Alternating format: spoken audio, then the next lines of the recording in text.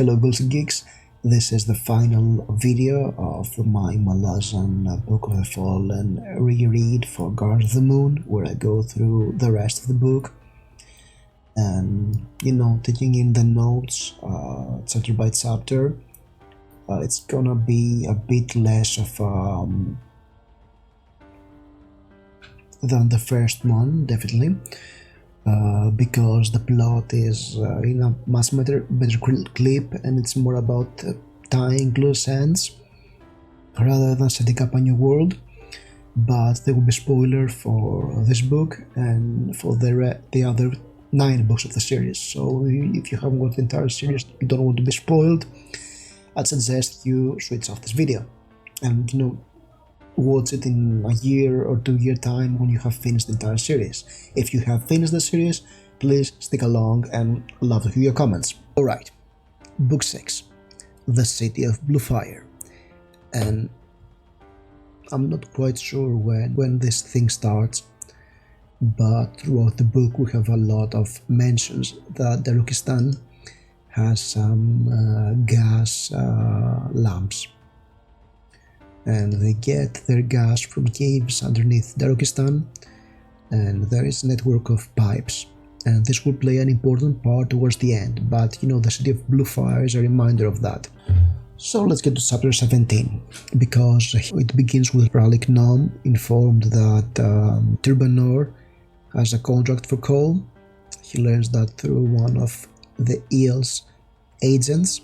Baruch is visited once again by Commander Rake, and he gets very rattled when he learns that Rake is aware of the Jagu Tyrant and of Lorne's plan and did nothing. He clearly mistrusts him, and the entire scene between them just shows us how alien and alienated Rake is because of his immense age. Meanwhile, Mammoth, Crocus' uncle, is in a trance, but because he used his Warren, it's the Warden of Earth, to spy on the Tyrant, and he's trapped in his prison. Crocus and Upsilor are taken. Upsilor is sorry, but he has changed names, and as I told you earlier on, some characters do change names throughout the series, because apparently having hundreds of named characters was too simple, so they have to change names too. And it doesn't help that Upsilor is also a goddess of thieves. So we have 2 Upsilors, but one is a goddess and the other used to be called Sori when she was possessed by a god, and we don't know her true name, the Fisher Girl's name. Oh well, I'll call her Upsilor for now. Later on we'll change her name to non-Upsilor. But whatever. Crocus and Upsilor are taken in by the Phoenix Inn staff. As this is happening, Relic Gnome is covering himself in auroral dust and goes after Ocelot, who will probably try to murder Cole because he knows the guy has magic. Yeah, Crocus is wanted for the murder of a guard. Yeah, this complicated them. Seriously, let's just say that Crocus and Upsilor spent some time together. Because I just don't want to go through the entire he did this and that, it just get too much. So let's get to chapter 18. The bridge murderers make plans. As they do that, Par and Cole reach the gates of Darukistan, and there, unseen, Relic Gnome fights with Ocelot on top of Cruel's Belfry, where the first assassin was murdered in the beginning of book 2. It's like ages have passed since I've read this book, and it was less than a month ago. I suck at this. Paran takes Cole to the Phoenix Inn. There, he believes that his luck is turning bad, so he takes out the sword chant that is blessed by Opon and tries to break this. And as he does that, Callum pops in, they meet, and then he returns with Whiskey Jack and Mallet, and Mallet saves Cole's life because he was mistreated by a guard at the gate. Meanwhile, Whiskey Jack uses a magical skeletal forearm to communicate with Dudek, and we see how deep their friendship is just by watching them talk together. And we also read that Ducek is not as oblivious as he seemed to be earlier on. He actually has plans of his own. And here we learn more about the upcoming war with the Pioneer Seer, and Ducek tells Wisnjag, you and your men can live. You don't have to go and join us. Just go away. I don't mind that. But yes, we clearly have a setup for the plot for Memories of Ice, and I believe that the Revi tribesmen that Gnome's Paran met in the previous book, they were going to negotiate with the Malazans, I believe. Meanwhile, in the Jagu Tyrant's burrow, Lorne takes an acorn. It's the Tyrant's finest, the source of his power, and leaves. She's planning to go to Rugistan and leave it there as a lure to get the Tyrant there and destroy the city. And yeah, this chapter is really flowing very well.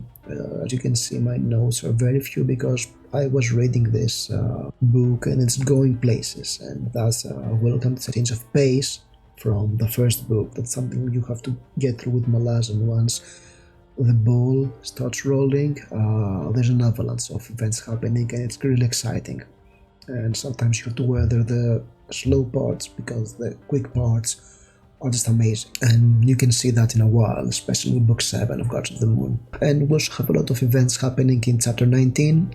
Crocus and Upsolar are stalked by Sarah Tatisteandi, who is constantly being foiled by something. They end up in Crow's Belfry. Again, it's sort of a locus. It's the convergence theory of Malazan, meaning that certain powers are attracted to each other. That's why a lot of things are happening, because one power is attracted by another power and events happening. And there is this great scene where Upsolar speaks of oceans and underwater gardens on the moon, and she's recounting the tale of Gralin's Sea. And the title from the book comes from this exact part, the Garden of the Moon, and an innocent fisher girl's tale of witnessing those gardens and her wish, and it's kind of poetic. It's very deep in a way, because that's something that this book does excellently. It is a book about gods and immortals and vast armies and empires at war, but it always manages to return to the little people who are there and their characters and how important they are. Relic Gnome was altered by his conduct with the Tatteral, and he changed. He is killing rapidly, like Lorne did. Great setup. And Murillo confronts Krupe about him being Dale, but Krupa makes him forget. Meanwhile, Paran is musing on the plans of the various players in this game, not the imaginary role-playing game I can think of these people playing. No, I mean the players of around Turkestan and also morality. And we have this important beat where the morality on Malazan is considered to be relative, not absolute, as some philosophers say, and also as is used to have in D&D settings. The D&D element system is an absolute sense of morality, and here it is not following. It's a nice change from your run-of-the-mill D&D setting of having magic, warrants, planes to be absolute moral. It's really interesting as conceptually, philosophically, and in novel form, because there is no good and evil. There are just different perspectives. And as the chapter ends and the book 6 ends, we see dragons flying from Moonspawn, and that's a sign of things to come. Book 7, The Fate. And this is where all the plot lines converge. Erikson has a ton of plot lines and also the concept of convergence, power drawing power. And all his novels, as well as the entire series, is about converging plot lines. It's like a big funnel where a lot of different stuff begin very early and they meet towards the end. That's something to have in mind while reading this series. But of course you've read the series and you know that. Or if you're not, then you're doing something wrong, and there are some spoilers here for you, and you have some years of spoilers. In chapter 20, the characters are preparing to attend the fete. It's sort of a new year for Darukistan, and everybody's trying to be at the Simtal's party, where all hell will break loose, as we are going to see. I really liked the scene where Lorne crashes to the Bridge Burner's hideout, and she witnesses Fiddler coming up with his card games, because Fiddler is having a deck of dragons and he's coming up with rules as they're playing, and she's kind of freaked because they're using the deck of dragons, so it's magical nature. And as we notice the way that Fiddler changes rules, one can realize that yes, Fiddler is some sort of diviner, and that's how he uses divination, because the rules he's coming up with correspond with things that happening or will happen. I also like how Circle Breaker managed to join the fete, because this scene of him meeting a guard that has to go to the fete and doesn't want to spend time with his family is very human. It's a reminder that yes, this book is about dragons and gods and ancient beings able to enslave the gods themselves, but it's also about humans. It's not only about high intrigue and gods fighting, it's about some very human people.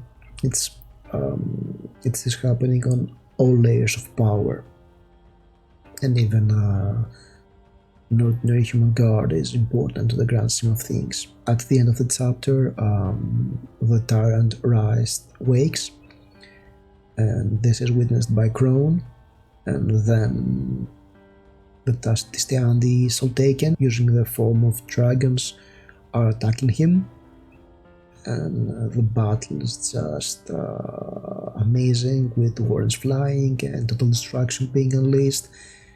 And yeah, this is some serious draggable shit in this book, and back then it really set it apart from most of the Farm Boy to Hero books of the era.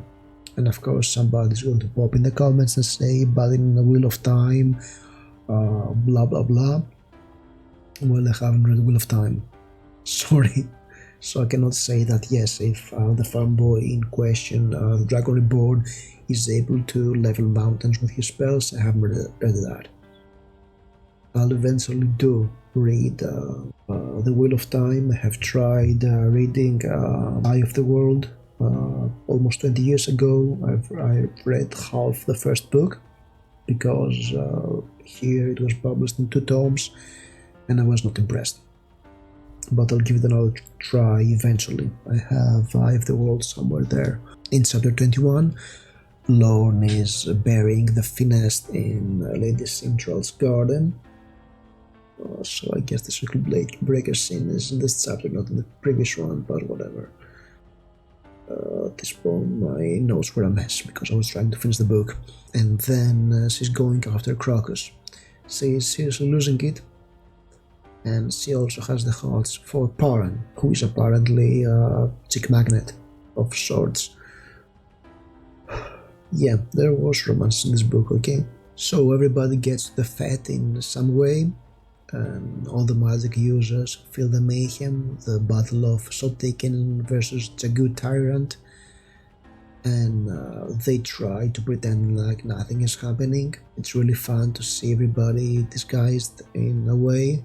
It's like the calm before the storm, or maybe people knowing that a storm is coming and trying to pretend it is not.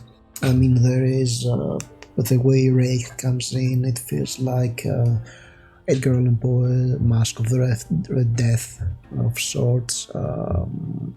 It's really interesting. There is this vibe of a party that is about to be crushed and burned, and somebody will crash the party and burn a lot of the guests. But enough of that. I just love, of course we have the duel between Relic, Gnome and Trubanor. It's a great scene. Relic Gnome manages to win because he was altered by Ototarol, so he can bypass all his magic defenses. It's a very well set up scene where all the different plot lines converge and sort of play part in what's happening. It's very rich characterization. I just love how sardonic and Amandarake is. It's easy to see why he's a fan favorite, because as with the bridge burners, he is very colorful and he appears early on and is a badass. Of course, he's a badass. So everything at this point is flowing, and yeah, this is why my notes are very slim and all over the place. I just don't want to be bogged down with this did this and this did that, because yes, whatever. I'll just say if I want to, speak about something, and in the previous books, much of it is sort of a synopsis of what's happening. And I really do need to have an idea of what was happening, because I want to see how things progress as I'm rereading this time. And yeah, I'm not, I don't know, really. I'm blathering, but not many chapters are left, so you can sign relief and soldier on, because in chapter 22, after Rist fought the Tisteandi, he's wreaking havoc on Drogistan, and before he fights Silana, who is the Red Dragon, amongst the Tisteandi, he's wrapped in one of Krupe's dreams, which makes Krupe such a badass, because you have those Tisteandis all taken, throwing their Warden of Darkness on the Jakut Tyrant, and he's just, he's getting injured, but he can ignore them, but Krupe manages to snag him in, and their crew tries to convince him to stop, but to no avail. He warns them that yes, you're going to be killed by the Madarake and his sword Draknipur and become a slave, and there's a great line in there about gods being the slaves in the Sage that really sets apart Malazan, the idea that gods are slaves. It's about, it's again deliberate influences, but they are well used to create something new in this novel. Instead, Rist chooses to transfer to another body. Meanwhile, at the party, Relic meets Vorkan, the master assassin, and of course he also sees sleeping Krupe, who tries to control the dream, but he thinks that it's just Krupe, he's drunk, whatever. Because Krupe has convinced everybody that he is a joke, and he's not. Crocus confronts Chalice. He crushed the party with Absolar, trying to meet Chalice once more. So he has a talk with Chalice, and he says that he loves somebody else. And actually this sort of salvages much of the badness of their romance, or actually it sets the romance in a realistic context, because again, Malazan is the deconstruction of the fantasy genre, and we have the thief that insta loves a girl Sinker, and she is like, no, I don't like you, I don't know you, I like somebody else, and I won't fall for you. And that's how it will happen in reality, and not in a book, and that's an interesting change of pace.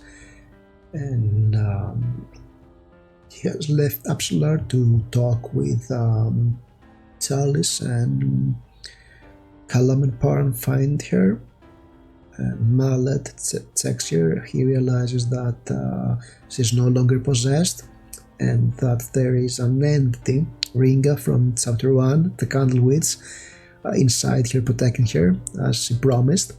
And early on, that was very well foreshadowed. Callum finally manages to make contact with the head of the Assassin's Guild, and it happens right next to where the Finest is buried, and it's growing a stump of a tree, and she agrees to help the Malazan army, but she leaves Relic Gnome there because he's magically getting powers, stop the growth of the Finest. But it doesn't stop the Tyrant from taking over Mammoth, Crocus' uncle, who is in the party. He's a member of the Cabal that's ruling the city. and he is taken in. He throws a lot of power around, he incinerates a lot of guests. Somebody crashes the party and set on fire. I told you so. And Paran is hit by one of his rays, but it hits his sword and he's teleported once more into another warren. And here we have a young Azath growing, and Atlanimas is fighting against Three-Legged Zagut, the Finessed, to protect the Azath because it's still young. The Azath is sort of a power that is taking two powerful beings out of this world. The Atlanimas is beaten by the Finessed and pleads Paran to join in and protect the Azath to save Darukistan. He does so. He is fighting the Finessed. He is losing, but then the Hound Blood inside him kicks in and he rages, attacks the Finessed. He breaks into pieces and the Azath has time to rise. Yep, Paran has this habit of getting powers throughout the book and the rest of the books, and he's probably the closest we have to a chosen one in this book, sort of. But it's kind of interesting. Meanwhile, Quick Ben is opening all 7 of his warrens to attack the possessed mammoth, and as this is happening, Heads fires Amaranth munition, and this creates a big hole in the ground and sort of annihilates Mammoth, because the Amaranth munition surpass magic shields. Yep, the Malazans are badasses, and the remains of the Zagut that are still the bottom of the pit and they are sort of moving, they are taken in by the newborn Azath.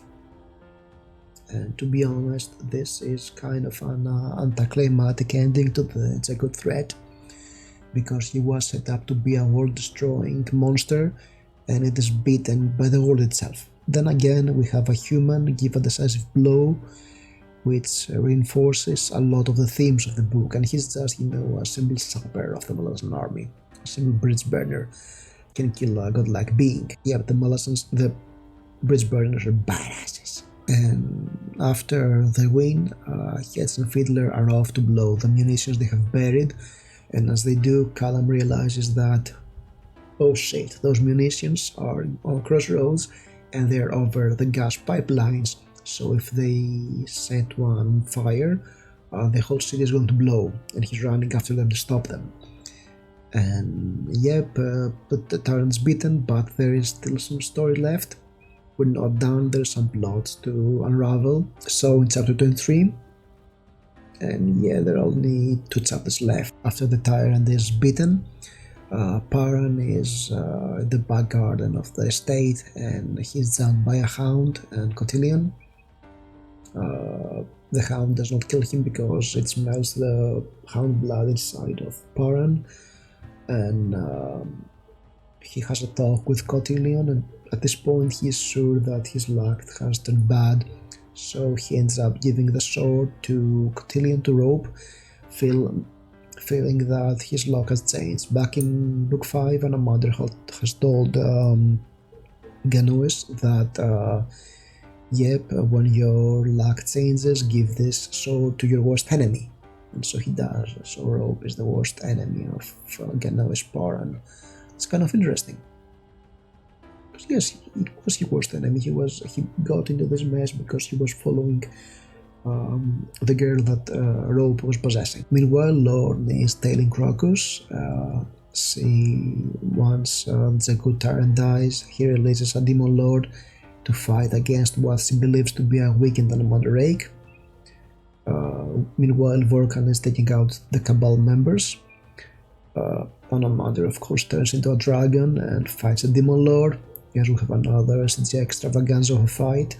Guards of the Moon does that exceedingly well. Impressive superpowered battles, and yes, there is the battle on the rooftops, which is also great. Great battles overall, and we haven't seen some of the best battles yet. I mean, Dead House Gates is coming next, and you know what is in Dead House Gates, right? So yeah, while this is happening, Callum manages to stop the 2 sappers from blowing up the entire city, which will be fun. to have, you know, Rake and Demon Lord and everybody else die because of heads and Fiddler. I mean, yes, they're capable of that. But then we won't have the series. Everybody dies because our hero screwed up. Actually, that will happen during the campaign, come to think of it. But yeah, first fun story from my role-playing days. We used to play 3rd edition Dungeons and Dragons 20 years ago, and our party went to Ravenloft. And one of the party members at some point realized that there are powder kegs in Ravenloft, and they do more damage than anything else in Dungeons and Dragons. When you throw a powder keg, powder kegs. So he was going out with throwing gunpowder kegs at the enemies, and they blew up and they did most everything. It wasn't fun, to the point that the entire world ran out of gunpowder because a high-level player was blowing it up. Yeah, that was what the War of Munitions reminds me of, and I think our party will have done that. We will have blown the munitions, and the whole city of Turkestan will go up in flames on this party. And yes, that's that's amazing. Really, that's yeah. I mean, I know it's not based on an RPG, but I can think that since it's a campaign setting, that there are some crazy stories like that behind Malazan and, you know, the party and all this kind of stuff. So yeah, Lorne tries to kill Crocus, but he's taken out by the Crimson Guard, mercenaries that Carl Brood has ordered to protect the coin bearer. She is wounded. She is taken out by Mies in behalf of the Ill of Kruppe. And she dies after having a final talk with Paran, saying, "Oh, wish we could be together." And Paran takes her of the Eternal Sword and also takes her body to bury it, because he's a decent human being. And as he's doing that, he's confronted by Opon, the twins, and they accuse him of giving the sword to Rope and putting them in the mercy of Shadow. So yes, so the throne gets the last laugh in a way, and almost all of the plot lines are resolved by now. It's chapter 24, Crocus witnesses Rake killing the Demon Lord with Dragnipur, and Rake gets injured, so he commands him to go and save Baruch and Derdan from Vorkan. Yes, Derdan is another mage of the Cabal. We saw her in the estate, and clearly Erikson either has a thing for large women in this book, or he's just going for diversity, because diversity existed in the 90s too.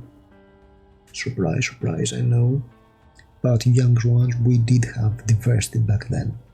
And I think we had better diversity back then than now, to be honest. But I won't say which is which, okay? Nevertheless, Vorkan kills Serat, who is also protecting the two mages, but is knocked out by Crocus, then disappears. Meanwhile, Paran and Whiskeyjack contact Dudzek, and they learn that they're outlawed and they're about to ally themselves with Caladan Brood against the Panning Domin. So yes, that's the setup for members of Ice, and all of the bridge burners agree to follow Dudzek's army, except for Callum and Fiddler, who want to get Absalar to her home. And that's a setup for the House Gates, the second book in the series. Because yes, there is a revolution brewing there on the continent of the House Gates. I cannot recall the name right now. The Seven Cities. There's a big revolution in the Seven Cities, and that's the plot of the House Gates, actually. And during the epilogue, Crocus also joins them, because he got a severe case of instant love with Absalar. What can I say? to the simming card. Now, Relic Gnome is in Cole's garden, and an Azath house has sprung there, and the Azath is creating some houses. There is a dead house in the Malazan city also, that's an Azath, and he enters it, and he's out of the book. We'll see him again in Memories of Ice.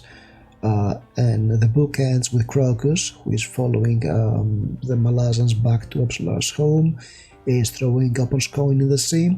Circle Breaker, who is sailing to his new estate because he was rewarded by the eel with a lavish estate as a reward for his services, sees that and smiles. That's a great announcement, as well as having very strong hooks to the next 2 books in the series. Right, overall, reading the book 15 years later, it's a lot happening. It's very complex, it's somewhat unorthodox, and we're only seeing a corner of the entire world. I mean, when I say that Malazan is a hard book to read, I mean it. There is a lot of deep lore, and most of it is referenced. I was surprised to see there were some info dumps here and there, which felt refreshing. Because you don't have to piece everything together, but most of the stuff happening are referenced, and some will come into play later on, and you have to piece parts together. It's not as oblique as some people have it to believe. I mean, if you pay attention, you understand stuff, but it's dense. So at some points I was reading paragraphs or even scenes to see if I missed something, and yeah, it was not fun. I mean, certain scenes and certain character arcs are expertly crafted, but they are often put on hold in order to see other arcs, other plots, other subplots happening at the same time. Guardians of the Moon is not one story. It's a bundle of different stories, different story threads put together, and the book is just a segment of this bundle, and we sort of watch all those different threads coming together. This part and every other book feels the same, feels bundle of threads woven together, taken into a small segment and presented together until the final books that are more most of the story threads have converged in a way. But this is Steven Erikson's innovation to the fantasy genre, and also the charm of the book. The fact that it's not a single story, it's something much larger. It's the story of a setting, or not even the setting, the story of events in the setting, or something. Really makes me want to see a role-playing game setting on the Malazan world. I think there is none. It's a shame because it's so rich, and it's a world I want to explore more. And I know there are those novels that I have yet to read, and rereading this one really makes me want to go and explore more of the Malazan world. And I think that there are more stories to come, there are more stories to see on the Malazan world, and yeah, it's not an easy read, but it's a fascinating one. And you want to go through with this to see more of what is happening. It begins with a ton of subplots and gradually focuses on a few of them. Then at the end it says, oh, remember all those things I told you about? Yes, you'll see that in the next book.